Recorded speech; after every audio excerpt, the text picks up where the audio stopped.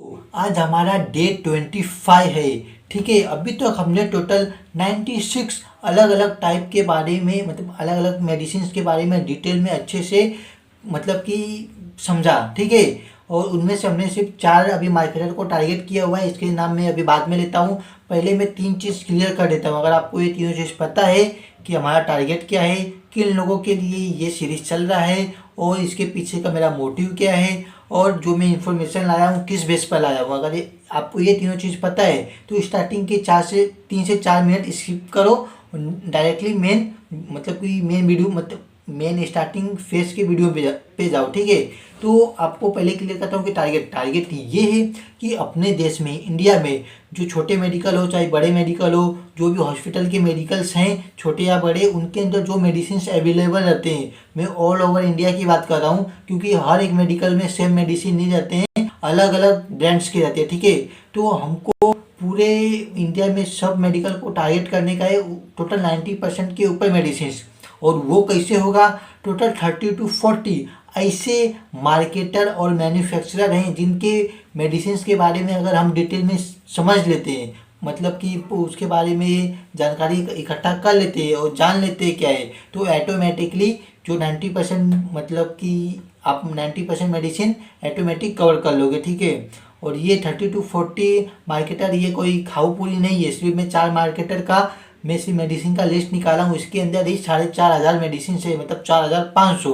तो अगर 30 to 40 का मैं निकालूंगा तो इसका एवरेज लगभग 20,000 से लेके 25,000 तक मेडिसिन हैं। ठीक है, लेकिन कोई बात नहीं, जो ये हमारा टारगेट है कंप्लीट हो जाएगा।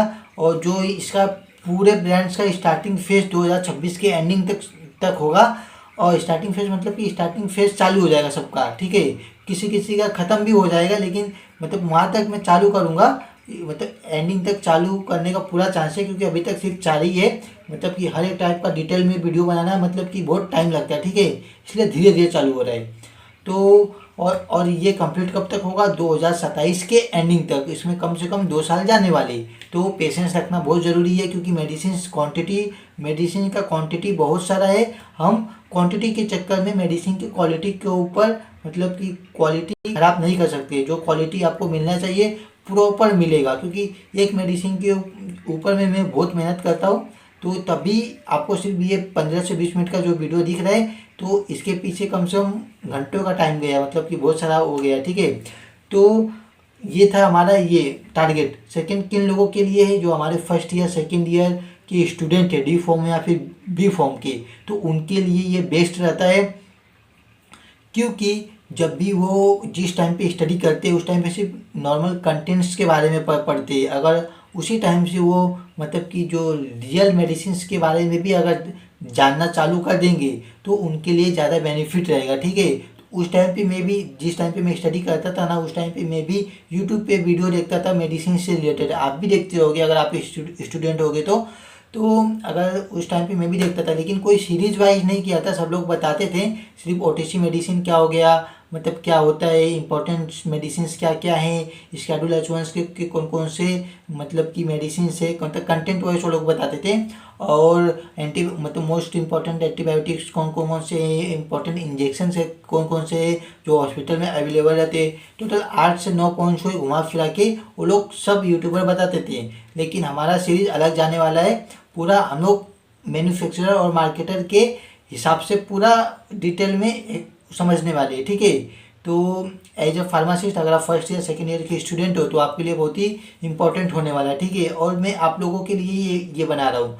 और अगर आप कोई नॉर्मल व्यूअर हो तो सिर्फ इन्फॉर्मेशन के लिए देखना है, सेल्फ मेडिकेशन मत करना। ठीक है, सिर्फ डॉक्टर के गाइडेंस में ही मेडिसिन लेना। तो और मैं ये बता रहा था इसके पीछे का मेरा मोटिव क्या है। मोटिव ये है कि जो मैं पिछले 2 साल में एक्सपीरियंस किया हूँ, ठीक है, मतलब कि जो एक्सपीरियंस किया हूँ कि जो अगर शायद मुझे मिला होता तो मैं थोड़ा जल्दी मतलब कि अच्छे से डिटेल में सीख गया होता। ठीक है, तो वो मतलब कि आपके ऊपर ना है, इसलिए मैं ये बना रहा हूँ। ठीक है, और थर्ड पॉइंट ये है कि मैं इंफॉर्मेशन कहाँ से पूरा मैं आपको प्रोवाइड करने वाला हूँ। पहली बात तो ये कि जो मैं खुद स्टडी किया हूँ अपना फर्स्ट ईयर सेकेंड ईयर का, जो मेरे नोट्स हैं उसमें से बहुत सारे पॉइंट्स निकाला हूँ। और जो टॉप 10 वेबसाइट्स हैं मेडिसिन के, उसके अंदर से कुछ मतलब कि कुछ इंपॉर्टेंट पॉइंट्स निकाला हूँ। सिर्फ जो कॉमन पॉइंट्स है वो निकाला हूँ, और जो मैंने एक्सपीरियंस के बेस पे जो कुछ काउंसलिंग के पॉइंट्स है, सेफ्टी एडवाइस है, वो सब ऐड किया हूँ। तो ये सबको पहले ही इस एक पीडीएफ बनाया हूँ इसका, और इस पीडीएफ को चैट जीपीटी को प्रोवाइड किया हूँ, और चैट जीपीटी को सिर्फ इतना सा बोला हूँ कि इसको एक सिस्टमेटिक तरीके से अरेंज करके मुझे एक नया पीडीएफ बना के दो, ठीक है। तो चैट जीपीटी ने सेम वही काम किया है। तो हम शुरू करते हैं बिना किसी देरी के, ठीक है। तो आज का हमारा डे 25 है। अभी तक हमने टोटल 97, मतलब कि हाँ, एक और सन फार्मा का भी अभी जस्ट हमने किया। तो टोटल 97 मेडिसिन के बारे में हमने डिटेल में स्टडी कर लिया है। इसको लेके ये अपना 98 रहेगा, ठीक है। शुरू करते हैं बिना किसी देरी के। पहले देखते हैं इसका इंट्रो। कैंसर कीमोथेरेपी के बाद पेशेंट को सबसे ज़्यादा परेशान करता है क्या? जैसे कि अपना सेवियर नोजिया और अनकंट्रोलेबल वोमिटिंग, ठीक है। और इसी प्रॉब्लम को कंट्रोल करने के लिए डॉक्टर लिखते हैं एक स्पेशल कैप्सूल, जो अपना एप्रीसेट नोवा 125/80। पर ये कैप्सूल काम कैसे करती है और ये नॉर्मल एंटी वोमिटिंग मेडिसिन से इतनी अलग क्यों है, आज पूरा सच समझेंगे, ठीक है। तो ये देखा हमने इसका इंट्रो। अब देखते हैं प्रोडक्ट इंट्रोडक्शन के बारे में। तो एप्रीसेट नोवा 125/80 कैप्सूल एक एंटी इमेटिक मेडिसिन है जो स्पेशली यूज होती है जो कीमोथेरेपी से होने वाली वोमिटिंग को रोकने के लिए, ठीक है। इस कैप्सूल में होता है एप्रीपिटेंट कैप्सूल आईपी, ठीक है। IP means Indian pharmacopoeia. अगर आपको कहीं भी आईपी, बीपी या फिर यूएसपी दिखाई देता है, इसका मतलब बीपी मतलब ब्रिटिश फार्माकोपिया, यूएसपी मतलब जो अपना यूनाइटेड स्टेट फार्माकोपिया, ठीक है। और ये मेडिसिन अल्केम लैबोरेटरीज लिमिटेड द्वारा मार्केटेड है। ये देखा हमने इसका प्रोडक्ट इंट्रोडक्शन। अब देखते हैं इसके कॉम्पोजिशन के बारे में, और जो इसका पैकिंग वही से मतलब कि पैकिंग डिटेल्स, मतलब कि जो अपना इसका वो जो कॉम्पोजिशन। और एप्रीसेट नोवा एक कॉम्बी पैक के फॉर्म में आता है। डे 1 मतलब कि जो अपना डे 1 कैप्सूल एप्रीसेट 125 mg रहता है, और डे 2 एंड डे 3 कैप्सूल्स में अपना ये एप्रीसेट 80 mg रहता है, ठीक है। इसीलिए इसका नाम 125 और 80 ये कैप्सूल पैक है, ठीक है। तो इसका हमने देखा कॉम्पोजिशन। अब देखते हैं इसका जो एप्रीपिटेंट क्या है, इस बात को पहले समझ लेते हैं। एप्रीपिटेंट एक सिलेक्टिव न्यूरोकाइनिन 1, जिसे हम शॉर्ट फॉर्म में NK1 रिसेप्टर एंटागोनिस्ट है, ठीक है। तो जिसे हम शॉर्ट फॉर्म में NK1 का मतलब बोलते हैं। तो ये रिसेप्टर एंटागोनिस्ट है। सिंपल लैंग्वेज में बोले तो ये मेडिसिन वोमिटिंग के ब्रेन सिग्नल को ही ब्लॉक कर देती है, जिससे पेशेंट को नोजिया और उल्टी नहीं होती, ठीक है। तो ये हमने देखा कि एप्रीपिटेंट क्या है। अब देखते हैं इसके यूजेस क्या क्या है। तो एप्रीपिटेंट नोवा किस लिए यूज होती है?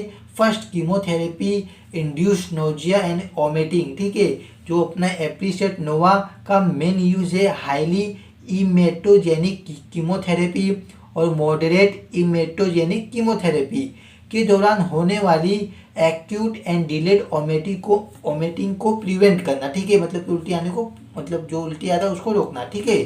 तो ये हमने पहला पॉइंट देखा। सेकंड पॉइंट अपना जो डिलेड वोमिटिंग कंट्रोल है, उसमें कीमोथेरेपी के 24 घंटे बाद जो वोमिटिंग होती है उसे डिलेड वोमिटिंग कहते हैं, और इसी पर एप्रीपिटेंट सबसे ज़्यादा इफेक्टिव होता है, ठीक है।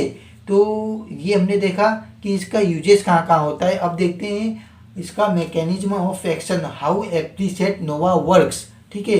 तो अब आता है सबसे इम्पोर्टेंट क्वेश्चन ये कि ये काम कैसे करता है जो अपना एप्रीसेट नोवा है। फर्स्ट स्टेप अपना सबस्टेंस पी रिलीज, जो कीमोथेरेपी के बाद बॉडी एक केमिकल रिलीज करती है जिसका नाम है सबस्टेंस पी। ये केमिकल डायरेक्ट ब्रेन के वोमिटिंग सेंटर को एक्टिवेट करता है। स्टेप 2 जो अपना NK1 रिसेप्टर है, जिसका अपना मतलब कि लॉन्ग फॉर्म, ये एक शॉर्ट फॉर्म है, जो अपना NK अपना जो अपना न्यूरोकिनिन जो अपना है ना, न्यूरोकिनिन करके, तो जो रिसेप्टर है वो है, ठीक है। तो ब्रेन के जो NK1 रिसेप्टर को ब्लॉक करता है, सबस्टेंस पी को अटैच होने से रोकता है, ओमेटिंग सिग्नल को रूट लेवल पर बंद कर देता है। ठीक है, ये हमने इसके मैकेनिज्म में देखा। जब ये होता है तो फिर इसका रिजल्ट क्या आता है, ओमेटिंग कंट्रोल में होती है, नोजिया कम होता है, जो पेशेंट कीमोथेरेपी बेटर टॉलरेट कर पाता है। ठीक है, तो हमने इसका मैकेनिज्म ऑफ एक्शन कंप्लीट किया। अब देखते हैं इसका हाउ टू यूज, इसको कैसे लेना है, इसका अपना डोसेज क्या है, एडमिनिस्ट्रेशन कैसा है। ठीक है, तो ये मेडिसिन सिर्फ ऑन्कोलॉजिस्ट की सलाह पर ही यूज होती है। इसका डोजिंग जो स्केड्यूल है वेरी इंपॉर्टेंट है, ध्यान से देखना। जो अपना फर्स्ट डे है एप्रीपिटेंट 125 mg दिया जाता है, जो कि कीमोथेरेपी से 1 घंटा पहले, और जो second day and third day है एप्रीपिटेंट 80 mg रोज एक बार मॉर्निंग में। ठीक है, ये अपना इसका डोसेज है। अब देखते हैं इसके कुछ एडमिनिस्ट्रेशन के टिप्स। तो कैप्सूल को पूरा निगल ले, चबाए या खोले नहीं। कैप्सूल को जो अपना फूड के साथ या बिना फूड दोनों ले सकते हैं। रोज सेम टाइम पर लेना बेटर होता है। ठीक है, ये हमने देखा इसके हाउ टू यूज इसका डोसेज एंड एडमिनिस्ट्रेशन। अब देखते हैं इसका हम साइड इफ़ेक्ट्स, इसके साइड इफ़ेक्ट्स क्या हो सकते हैं। ज़्यादातर पेशेंट में ये मेडिसिन वेल टॉलरेटेड होती है, फिर भी कुछ साइड इफ़ेक्ट हो सकते हैं, जैसे common side effect headache, fatigue, जो अपना हिकअप्स हो गया, और constipation, loss of appetites, mild dizziness. ठीक है, यूजुअली ये साइड इफ़ेक्ट्स टेम्परेरी होते हैं, लेकिन फिर भी अगर आपको ये साइड इफ़ेक्ट्स आते हैं तो तुरंत डॉक्टर से कांटेक्ट करिए। ठीक है, तो सेफ्टी एडवाइस एंड प्रिकॉशंस के तौर पे हम अभी आगे का देखते हैं। ठीक है, इस सेक्शन को, मतलब जो अपना ये सेक्शन है इसको स्किप मत करना, ये बहुत ही काम आने वाला है। ठीक है, तो जैसे डॉक्टर को बताए, अगर पेशेंट को लीवर डिसीज से सफ़र करता हो, अगर उसको पहले से ही लीवर डिसीज है तो तुरंत डॉक्टर को पहले ही बताना इस बात। और बहुत सारी मेडिसिन के साथ ले रहा हो वो, मतलब इसका पास्ट हिस्ट्री से मेडिसिन चल रहा हो, करंट में भी मेडिसिन चल रहा हो। ठीक है, इस कंडीशन में भी डॉक्टर को बताना है। तो ड्रग इंटरेक्शन बहुत इंपॉर्टेंट होते हैं। ये एप्रीपिटेंट जो कि अपना CYP3A4 जो अपना एक एंजाइम रहता है पर एक्ट करता है, इसीलिए स्टेरॉइड्स, ओरल कंट्रासेप्टिव्स, वॉरफरिन जैसे ड्रग्स इफेक्ट को बदल सकता है। ठीक है, और जैसे कि कुछ अपने ये दूसरे मेडिसिन रहते हैं, उनके कंटेंट्स मतलब कि ड्रग इंटरेक्शन कर सकते हैं, जिसकी वजह से जो इस मेडिसिन का इफेक्ट जितना पड़ना चाहिए वो प्रॉपर नहीं पड़ पाता। ठीक है, तो ये हमने देखा अभी। अब देखते हैं कि जो अपना प्रेगनेंसी और ब्रेस्ट फीडिंग में सिर्फ डॉक्टर रिस्क बेनिफिट देखकर ही प्रिस्क्राइब करते हैं, तो इस कंडीशन में भी डॉक्टर को बताना पड़ता है, मतलब डॉक्टर ही इस कंडीशन में आपको मेडिसिन प्रिस्क्राइब करते हैं। ठीक है, तो ये सब बात जो भी सेफ्टी एंड प्रिकॉशंस में है, ये सब जब डॉक्टर से आपका मतलब कि बातचीत होगा तो उस टाइम पे, काउंसलिंग के टाइम पे डॉक्टर ये सब क्वेश्चन आपसे पूछेंगे, जैसे कि पास्ट में कोई डिसीज था कि नहीं, पहले कौन सा मेडिसिन चल रहा था, और जो मेडिसिन चल रहे हैं उसके अंदर कोई ड्रग इंटरेक्शन तो नहीं होने वाला है ना, उस हिसाब से इस मेडिसिन को प्रिस्क्राइब किया जाता है। ठीक है, तो हमने इसका सेफ्टी एंड प्रिकॉशंस देखा। अब देखते हैं what if you miss a dose, मतलब कि अगर आप डोज लेना भूल जाते हो तो क्या करना चाहिए। तो हमें क्या करना चाहिए, जैसे ही याद आए वैसे ही ले ले, लेकिन अगर अपना जो दूसरे डोज का टाइमिंग पास आ गया हो तो उसको स्किप कर देना, दोनों डोज कभी भी साथ में मत लेना। ठीक है, तो ये हमने देखा इसका।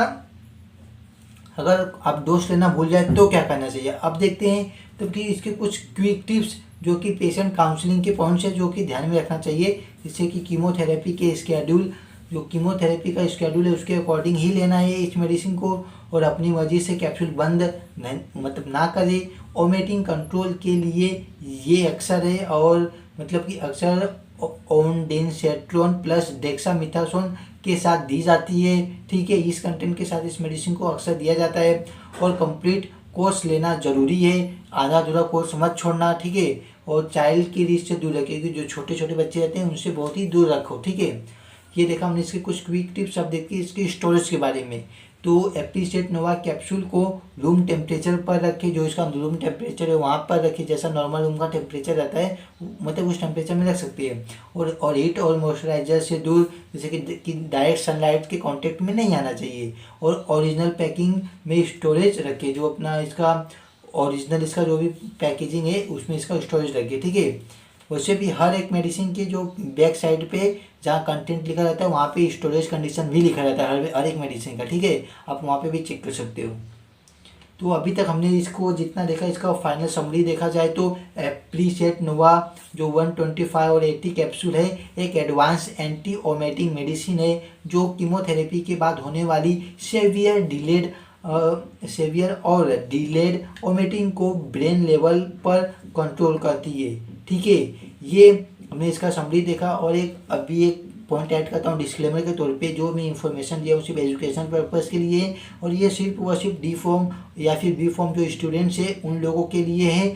और अगर कोई नॉर्मल व्यूवर देख रहा है तो इसको इस मेडिसिन को देख के मतलब कि सेल्फ मेडिकेशन ना करे, हमेशा डॉक्टर के अंडर में ही दवाई का यूज़ करना चाहिए, ठीक है। तो आज का हमारा डे 25 कंप्लीट होता है। इस मेडिसिन को लेकर हमने टोटल 98 मेडिसिन हमने कवर कर लिए हैं। मिलते हैं कल डे 26 को। तो तब तक के लिए bye bye, good night, Radhe Radhe.